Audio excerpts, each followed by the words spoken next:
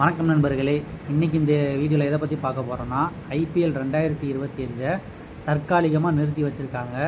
தற்காலிகம்னா ஒரு வாரத்துலேருந்து 10 நாளுக்குள்ளே இருக்கும்னு சொல்லி பிசிசிஐலேருந்து ஒரு தகவல் வந்திருக்கு.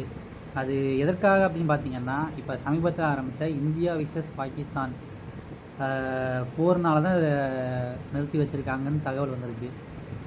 அண்டு என்டர்டைன்மெண்ட் ஒரு பக்கம் இருந்தாலும், இந்த போர் அப்படின்னு எல்லார் மனசுலையும் அது ஓடிக்கிட்டு தான் இருக்கும்னு நினைக்கிறேன்.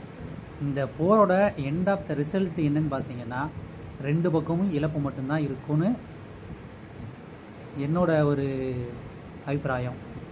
போர்னு ஆரம்பித்தா கண்டிப்பாக இழப்பு இல்லாமல் அது கண்டிப்பாக முடியாதுன்னு எனக்கு தெரியும்.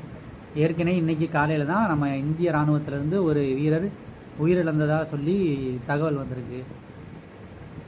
இது முடிஞ்ச அளவுக்கு சீக்கிரமாக 2 பக்கமும் பாதிப்பு அதிகமாக இல்லாதம முடியணும்னு நான் வேண்டிக்கிறேன். இப்போ இந்த போரில் இறந்த ஆந்திர மாநிலத்தை சேர்ந்த முரளி நாயக் அவருக்கு என்னுடைய ஆழ்ந்த அனுதாபங்களையும் வீர வணக்கத்தையும் தெரிவிச்சுக்கிறேன்.